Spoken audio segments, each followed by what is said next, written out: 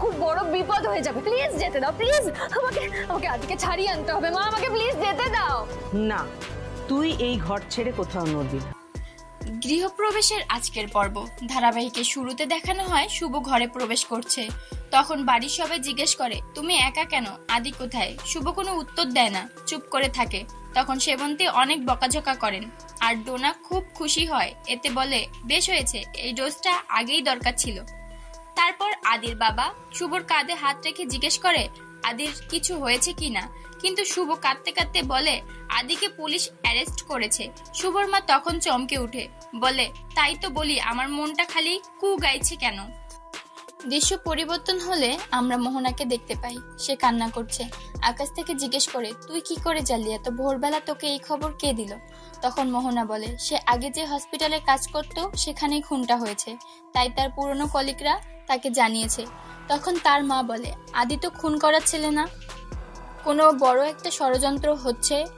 তখন আকাশ বলে, তোর কলিগরা কি করে জানলো যে তোর সাথে আদির কোনো একটা কানেকশন আছে? তখন মোহনা বলে, তোর যত প্রশ্ন আছে পরে করিস, আগে আমার আদিকে বাঁচা, আমার আদি কোনো খুনি না।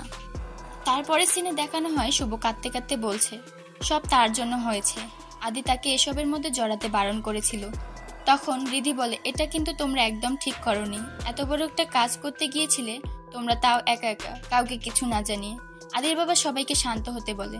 তখন সেবন্তী রেগে গিয়ে বলে, হয়েছে, ওকে আর আহ্লাদ দিও না, ওর জন্য আজ আমার ছেলেটার এই অবস্থা। তুই কেন এসবে জড়াতে গেছিস? স্বামীর প্রতি তোর একটুও দায়িত্ব নেই? তখন ডোনা বলে, শুভকে যদি লাই দিয়ে মাথায় না তোলা হতো তাহলে আজকের এই দিনটা দেখতে হতো না। দিদি বলে, এখন এসব বলার সময় না, এরকম একটা সিচুয়েশনে যে যার ঝাল মিটিয়ে যাচ্ছে, এত স্ট্রেস নিতে না পেয়ে শুভ অজ্ঞান হয়ে যায়।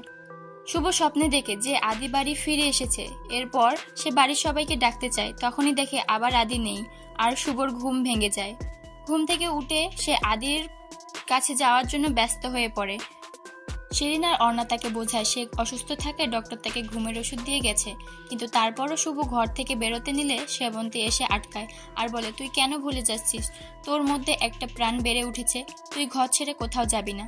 তারপর শুভকে রুমে রেখে বাহির থেকে আটকে রাখে। দৃশ্য পরিবর্তন হলে আমরা লকআপে সূর্যকে দেখতে পাই, সেখানে অন্য কয়েকজন তাকে টিটকারি মেরে অনেক কথা শোনাচ্ছে। তখনই সেখানে রিধি আর সুদীপ্ত আসে। আদি জানতে চায় শুভ কেমন আছে, ও আসেনি কেন। এদিকে আদির বাবা, কাকা, রূপক উকিলদের সাথে কথা বলছে, কিন্তু কেউ এই কেসটা নিতে চাচ্ছে না। রিধি বলে, ওকে মা এই অবস্থা আসতে দেয়নি, আর দাদা ভাই তুই চিন্তা করিস না, আমরা ঠিক তোকে ছাড়িয়ে নিয়ে যাব। তারপর ওরা এখান থেকে চলে আসলে জেলে থাকা অন্য কয়েকজন আবারও আদিকে বিরক্ত করতে থাকে। আজকের পর্ব এখানেই শেষ।